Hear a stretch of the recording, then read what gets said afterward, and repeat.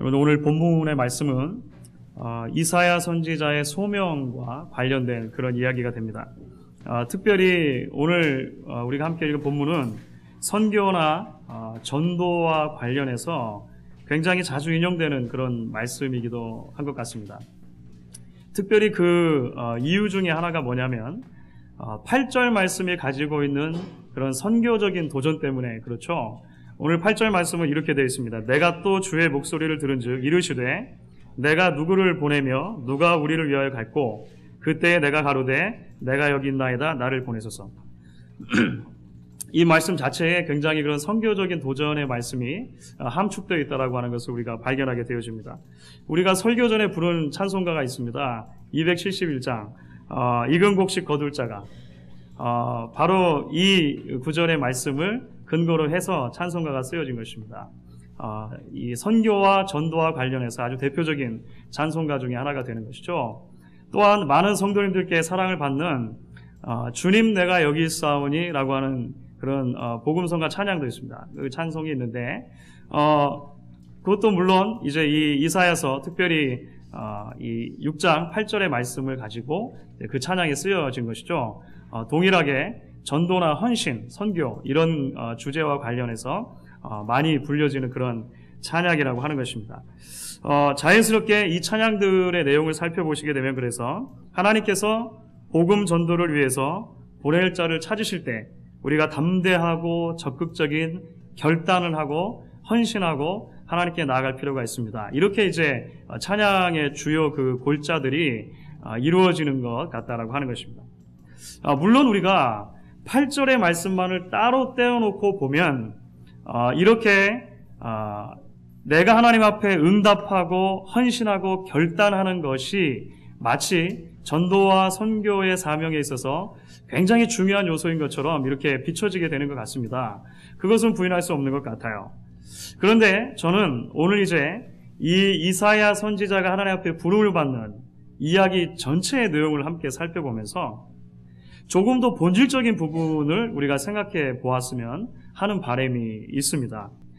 왜냐하면 오늘 이 말씀의 핵심은 단순하게 이사야의 결단 또는 이사야의 헌신에 관한 이야기로만 치부하기에는 조금 더 본질적인 부분이 이 이야기에 들어있기 때문에 그렇다라고 하는 것입니다.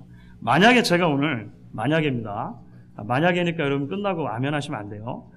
만약에 제가 오늘 여러분 이사야 선지자의 고백을 좀 들어보십시오. 얼마나 감격스럽고 가슴 뜨거워지는 고백입니까? 지금도 하나님께서는 보낼 자를 찾고 계십니다. 여러분도 이사야 선지자처럼 담대하게 고백하고 결단할 수 있기를 바랍니다. 라고만 하고 아멘 안 해주셔서 감사합니다. 이렇게만 하고 제가 끝나면 사실은 오늘 전체 본문의 말씀에서 아주 중요한 부분은 사실 빼놓고 이야기를 하는 셈이 되는 것입니다. 여러분 왜 그렇겠습니까? 오늘 말씀에 사실은 가장 중요한 핵심이 있다면 그것은 이사야로 하여금 그렇게 헌신의 결단을 하게끔 만드는 보다 더 근본적인 원인을 우리가 찾아야 한다라고 하는 것입니다. 그것이 무엇이겠습니까? 이사야가 하나님을 만나는 사건입니다. 이사야로 하여금 그렇게 하나님 앞에 결단하게 하고 그렇게 고백하게 하고 도대체 누가 나를 위하여 갈까라고 했을 때 내가 여기 있습니다. 고백하게 만들 수밖에 없었던 하나님과 이사야의 그 잊을 수 없는 놀라운 만남에 대한 이야기가 사실 오늘 본문의 가장 핵심적인 이야기라고 하는 것이죠. 그래서 오늘 우리가 이 부분에 대해서 조금 더 함께 나누면서 하나님께서 우리에게 주시는 그러한 도전과 하나님께서 우리 마음 가운데 던져주시는 말씀으로 받을 수 있기를 바라는 것입니다.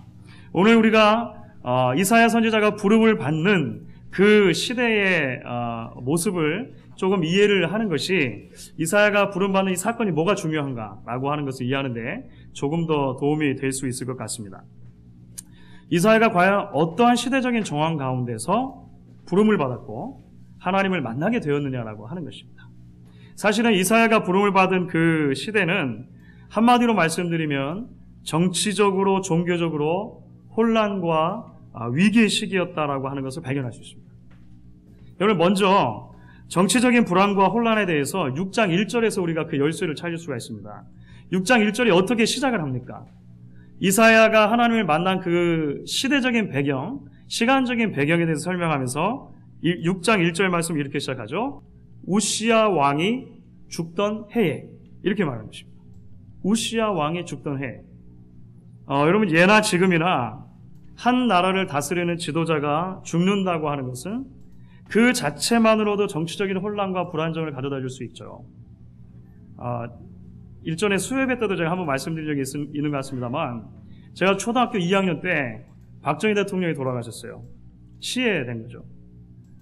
그런데 정말로 거짓말이 아니고 저희 동네에 계시는 모든 아주머니들께서 다 밖에 나와서 우셨습니다. 저는 그때 큰일 난 줄 알았어요. 초등학생이니까 이게 무슨 사건이 일어나는지 잘 몰랐었는데, 동네 아주머니들이 전부 다 대문 밖에 나와가지고요, 정말로 바닥에 철퍼덕 앉아서 엉엉 우셨던 것이 제가 지금도 기억이 납니다. 한 국가의 지도자가 갑작스럽게 죽었을 때 그 혼란스러움 있지 않습니까? 그런 것들이 있다라고 하는 것이죠. 특별히 역대하 26장을 보시면 이 우시야 왕이 어떤 왕이었는가라고 하는 것이 많이 좀 자세히 설명이 되어 있습니다. 이 우시야 왕은 하나님을 비교적 잘 섬기는 왕이었고, 동시에 사실은 정치적으로, 군사적으로, 외교적으로 대단히 탁월한 왕이었습니다. 그래서 물론 이제 말년에 가면 조금 교만해져가지고 영적으로 실수를 하게 됩니다. 그래서 하나님의 징계를 받게 되긴 합니다만, 우시야 왕의 전체 통치 기간을 놓고 봤을 때, 더군다나 우시야 왕은 굉장히 오래 통치를 했어요. 52년 동안이나 통치를 했습니다. 한 나라를. 굉장히 오래 통치한 거죠. 그 통치하는 기간 동안에 적어도 정치적으로만 놓고 보면 우시야 때의 유다 왕국은 거의 다윗 때의 유다 왕국만큼이나 정치적으로 붕황한 나라가 됩니다. 굉장한 것이죠. 그 왕이 죽었다는 것입니다.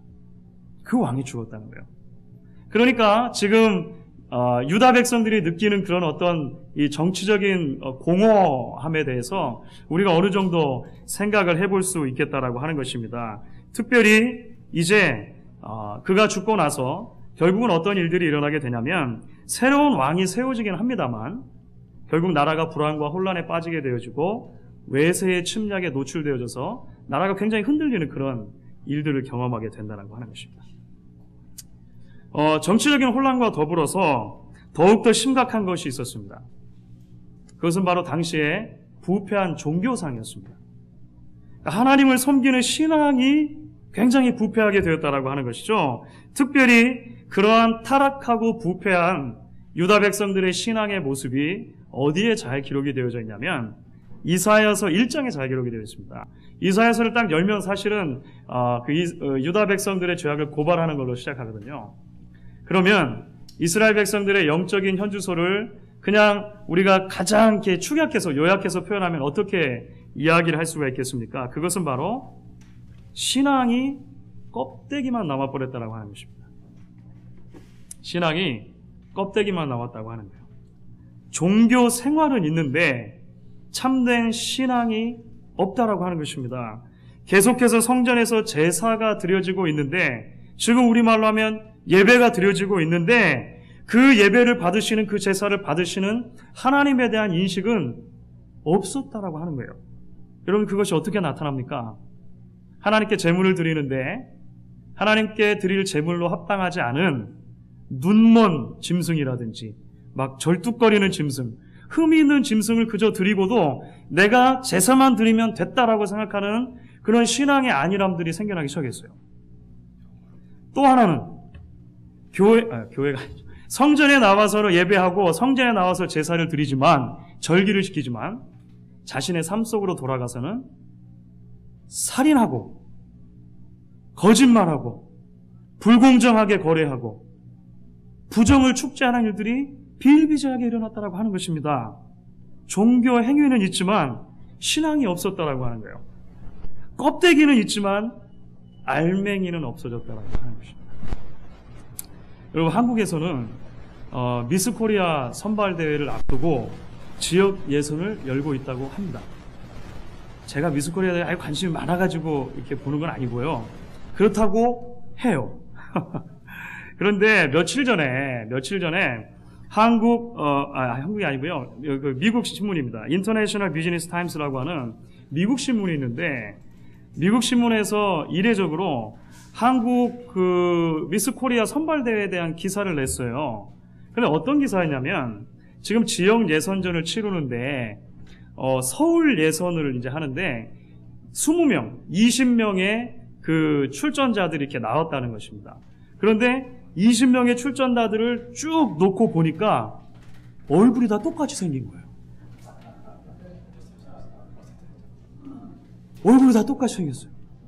그래가지고 미국 언론에서도 이게 어떻게 자매도 아니고 20명이 다른 어머니를 가지고, 그러니까 다른 부모에서 태어난 20명이 이 서울 예선으로 나왔는데 어떻게 다 얼굴이 똑같을 수 있는가? 그래서 한국의 이제 그 성형 수술이라든지 이런 거에 대해서 이렇게 미국 언론에서도 재조명을 하는 거죠.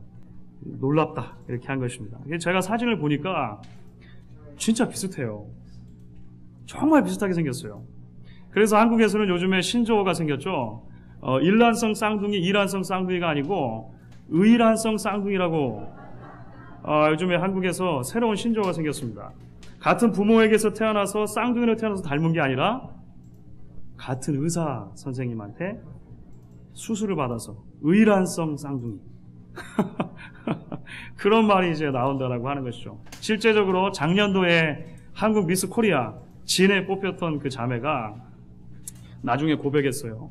사실은 성형수술을 했다고. 그래가지고 이제 나중에 그런 논란도 있었습니다. 사실 이 말씀을 드리는 이유는 뭐냐면,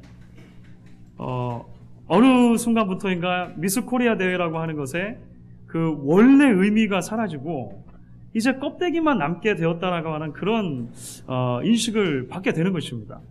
원래 가지고 있었던 그런 그 물려받은 미를 한번 평가해보자 이렇게 하는 것이었는데, 이제는 물려받은 미가 아니죠. 만들어진 미, 고쳐진 미에 대해서 평가하는 게 도대체 어떤 의미가 있겠는가, 이런 이제 본질적인 질문을 던지게 만든다라고 하는 것입니다. 그런데 여러분, 사실 미스 코리아 대회가 본래 의도에서 벗어나가지고 껍데기만 남는 거 있지 않습니까?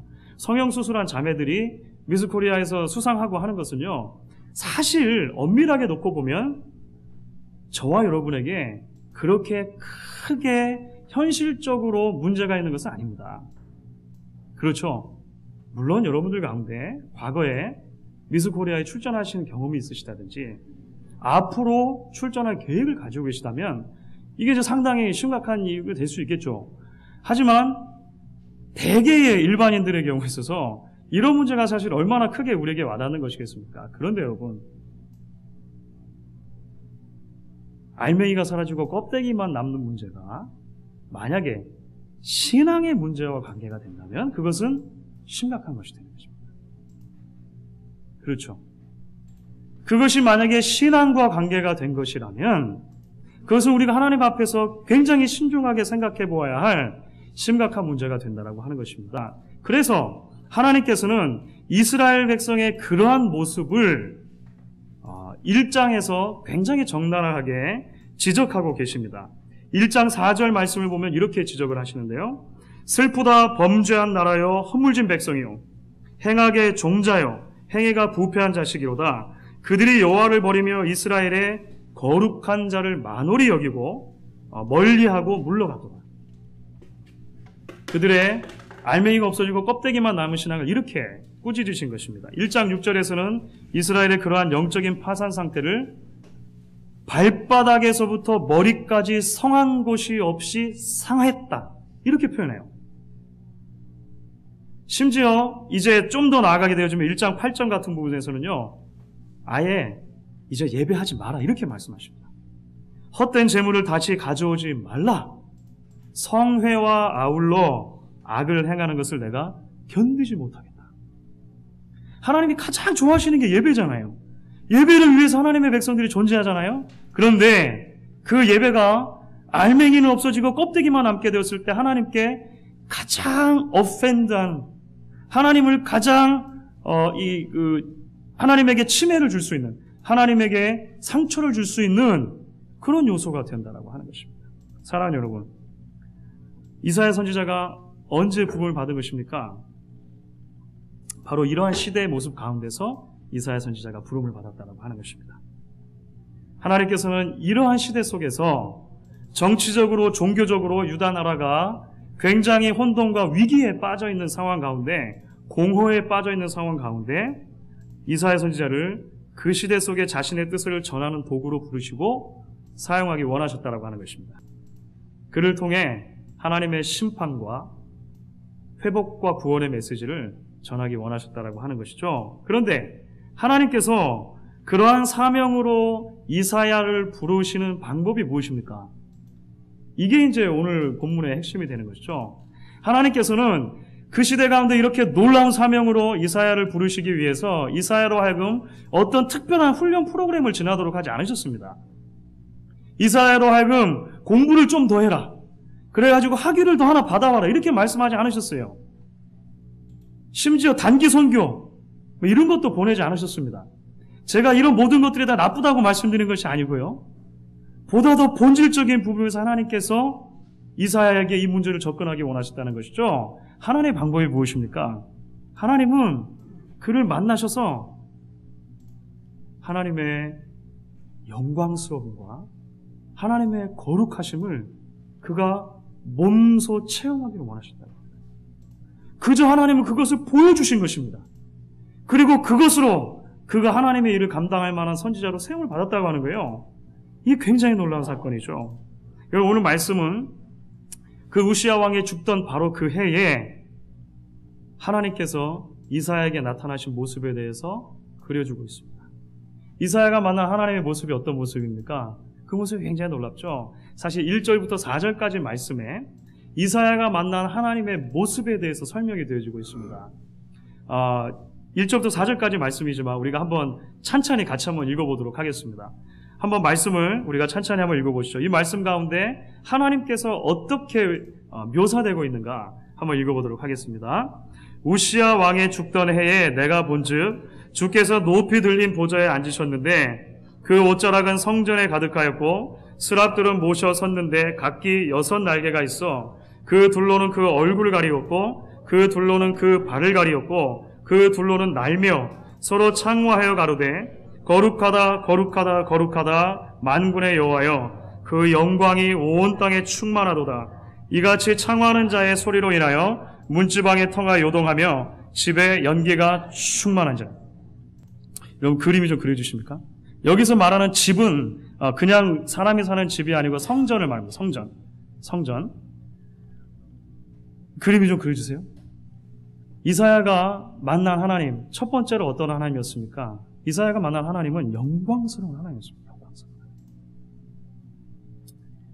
평소 왕의 좋은 자이기도 했습니다. 그러니까 이사야는 사실은 선지자들이 다 본래 직업이 다르고 신분이 다 달랐습니다만 이사야 선지자는 굉장히 그 귀족의 신분을 타고났고요. 또 이 왕정과 굉장히 가까이 있었습니다. 그래서 평소에도 왕의 좋은 자로 이 왕궁을 많이 드나들던 그런 선지자 중에 하나였습니다. 선지자가 왕이 죽었으니까 그 왕의 죽음을 애도하기 위해서 이제 예루살렘을 찾고 그 다음에 성전에 들어간 것 같아요. 그런데 그 성전에서 보게 된 것이죠. 그 성전에 높은 보좌가 있는 것입니다. 보좌, throne이죠. 왕좌죠, 왕좌. throne이 있고 그 보좌가 있고 그 보좌 위에 하나님께서 앉아 계신 것입니다. 인간의 역사를 보면 우시야 왕, 위대했던 한 왕이 이제 땅에서부터 끊어진 왕이 없는 것처럼 보이는 상황인데 하나님께서 왕좌에 앉아 계신 거죠. 하나님이 진정한 왕이시다라고 하는 것을 선포하십니다. 그런데 그 왕이신 하나님이 어떤 모습으로 나타납니까? 하나님의 옷자락이 그 성전에 충만한 것으로 나와요. 또 나중에 보니까 이 성전에 연기가 가득 찬 것으로 묘사가 돼요. 이 모든 것들은 구약 성경에서 전통적으로 하나님의 영광스러운 임재를 표현할 때 거의 따라 나오는 그런 표현들이 되어집니다. 하나님의 영광스러운 임재. 성전에서 제사는 드려지고 있었지만 하나님의 영광은 잊혀지고 있었죠. 그 당시 종교적인 모습이 그것입니다. 성전은 있지만 하나님에 대해서는 사람들이 관심을 가지고 있지 않았다라고 하는 것입니다. 성전은 있었고 제사는 드려지고 있었지만 하나님의 영광, 이러한 주제들을 결코 사람들이 생각하지 않고 있었을 때 하나님께서는 결코 잊을 수 없는 영광스러운 모습으로 자기 자신을 보여주시고 이사야 선지자를 만나셨다는 것입니다. 그 하나님의 영광이 너무 커가지고요, 이사야 선지자가 어떻게 감당할 수 없는 그런 상태가 된 것이죠. 또 다음에 이어서 이사야가 발견한 두 번째 하나님의 성품은 어떤 성품입니까? 사실은 첫 번째 하나님의 영광스러운 성품하고 바로 직접적으로 연결이 되는데요, 하나님의 거룩하심이죠. 그가 만난 하나님은 거룩하신 하나님이었다라고 하는 것입니다. 하나님의 거룩하심과 관계돼서 굉장히 그 선명한 그림 언어가 하나가 나옵니다. 그게 뭐냐면 하나님의 주변에서 이렇게 수종 들고 있었던 천사들의 몇 종류가 있는데, 그 스랍이라고 하는 천사가 있었습니다. 사실은 이제 이 스랍이 도대체 정체가 뭐냐, 어떻게 생겼냐에 대해서는 여러 이견이 있습니다만, 우리는 그냥 이제 하나님 곁에서 가까이서 수종드는 천사 중에 하나, 이렇게 종류 중에 하나, 이렇게 우리가 생각을 하면 되겠습니다. 이 스랍의 특징은 뭐냐면요, 날개가 6개가 있는 거예요. 그렇죠? 그렇게 기록이 되어 있습니다. 두 날개로 얼굴을 가리고 하나님의 영광을 차마 볼 수 없는 것이죠. 두 날개로 발을 가립니다. 하나님 앞에 부끄러운 자신의 모습, 더러운 자신의 모습을 천사도 보일 수가 없는 것이죠. 두 날개는 그래도 날라야죠. 천사니까. 날면서 서로 이제 찬양하면서 서로 화답하며 찬양하는 것이 거룩하다, 거룩하다, 거룩하다 만드는 거예요. 왜 거룩하신가? 그 영광이 온 땅에 충만하다, 이렇게 말하고 있는 것입니다. 사랑하는 성도 여러분, 이사야 시대는 소위 하나님의 백성들의 삶 속에 하나님의 영광이 무너진 시대였습니다. 하나님의 백성들의 삶 속에 거룩이라고는 찾아볼 수 없는 시대였다라고 하는 것이죠. 하나님을 만홀히 여기고 하나님의 거룩과 의에 대해서 관심이 없는 시대였습니다. 종교의 껍데기는 있지만 그것만 겨우 유지하면서도 나는 신앙인이라고 생각하는 사람들로 가득 찬 시대였다라고 하는 것입니다. 하나님에 대한 지식, 하나님의 성품에 대한 체험이 전적으로 빈곤했던 시대라고 하는 것이죠. 그 하나님의 지식에 대한 빈곤함이 그 당시의 영적인 빈곤함의 현주소였다라고 하는 것입니다. 그런 시대 속에서 하나님의 마음을 품고 심판과 회복의 메시지를 전할 선지자를 세우시는 하나님의 방법이 무엇입니까?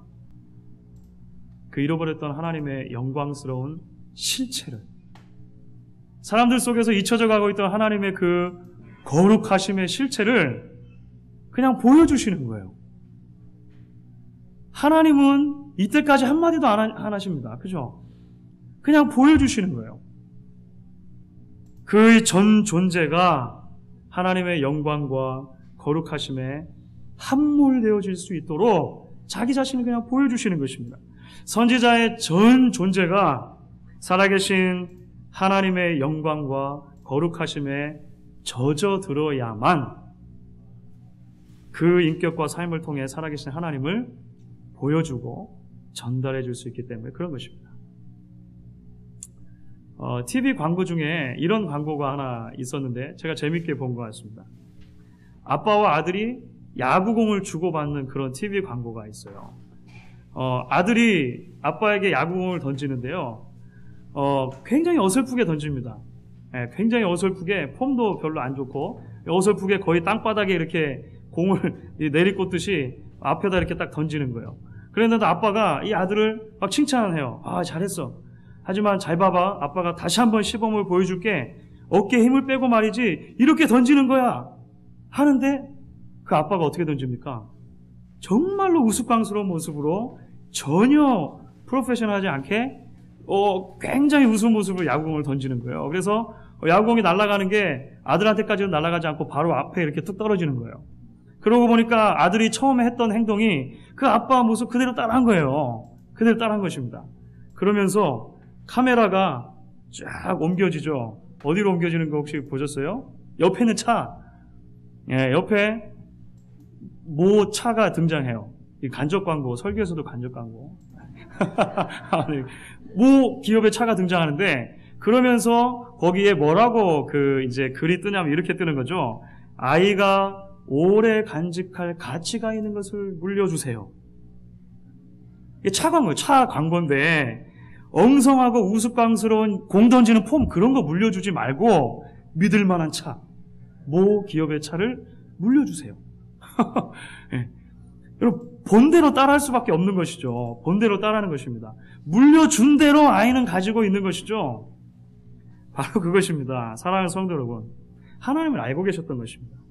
선지자가 하나님을 간접적으로 아는 것으로는 그 시대 가운데 무너진 하나님의 영광, 그 시대 가운데 잊어버린 하나님의 거룩하심을 결단코 회복시키고 전할 수 없다는 것을 하나님 알고 계셨던 거예요.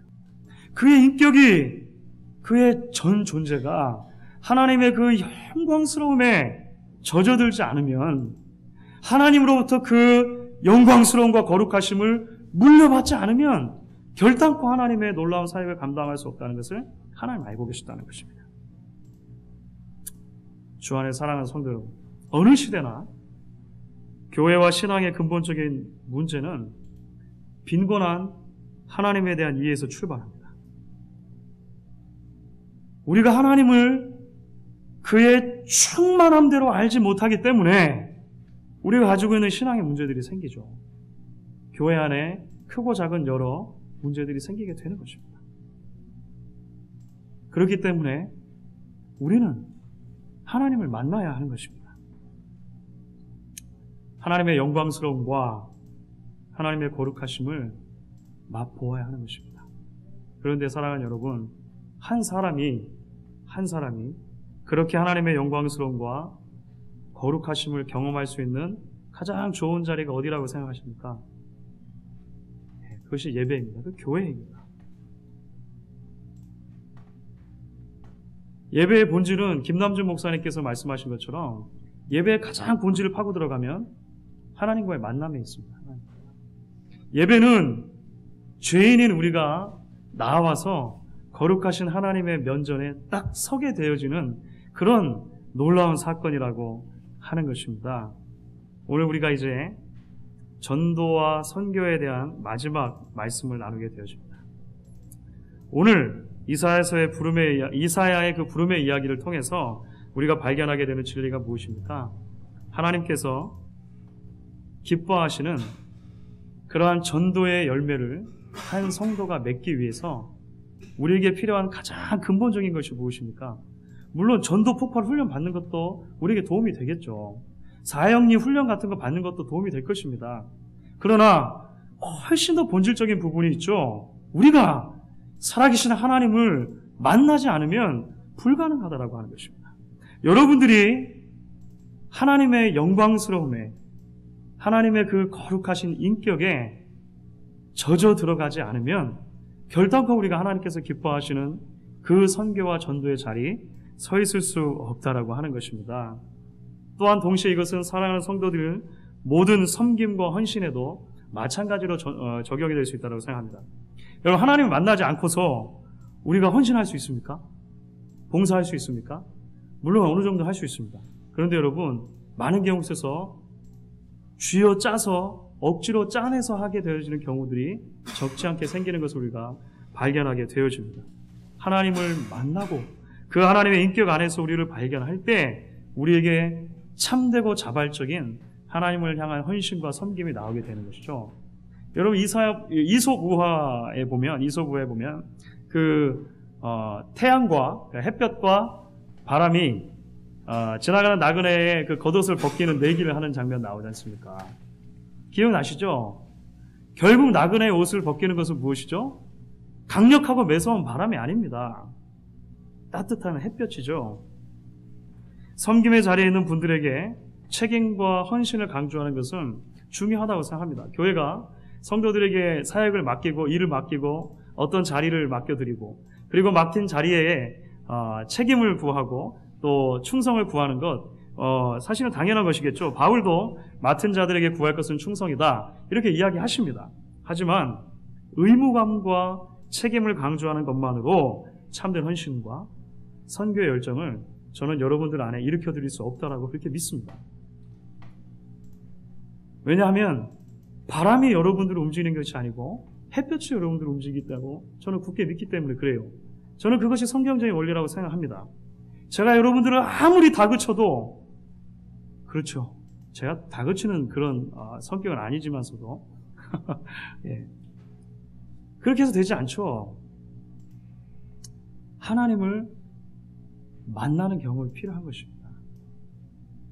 그래서 교회는 보다 더 본질적인 측면에 있어서 교회를 통하여 성도들이 하나님을 만나게 되어주는 놀라운 경험이 있기를 기대하고 함께 꿈꾸고 함께 그것을 위해 기도하는 공동체여야 한다라고 하는 것입니다.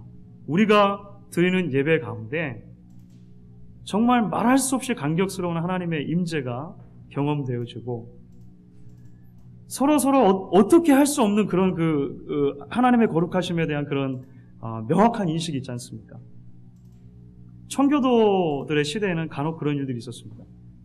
청교도 설교자가 강단에 서는데 그날 설교 제목이 죄였습니다. 그런데 죄라고 하는 설교를 준비해가지고 강단에 섰는데 설교자가 그 죄에 대한 설교를 하기에 너무나도 죄인이고 부족한 자기 자신의 모습을 발견해요. 그래서 그냥 울기 시작한 것입니다. 그런데 성도들이 같이 울게 돼요. 한마디도 전하지 않았지만 말할 수 없는 하나님의 영광스러운 임재 속에서 모든 성도들이 1시간 반, 2시간 동안 함께 감격의 눈물을 흘리다가 그것으로 예배를 파하고 돌아갑니다. 이런 기록들이 즐비하게 남아있는 것을 우리가 발견하게 되어집니다. 사랑하는 성도 여러분, 그렇기 때문에 신앙은 계속해서 하나님께로 가까이 나아가는 여정이며 우리의 경주라고 하는 것입니다. 우리 목양 공동체가 그러한 교회로 세워져 갈 수 있기를 간절히 기대하고 함께 꿈꿀 수 있는 저와 여러분 될 수 있기를 주의 이름으로 간절히 부탁드리겠습니다.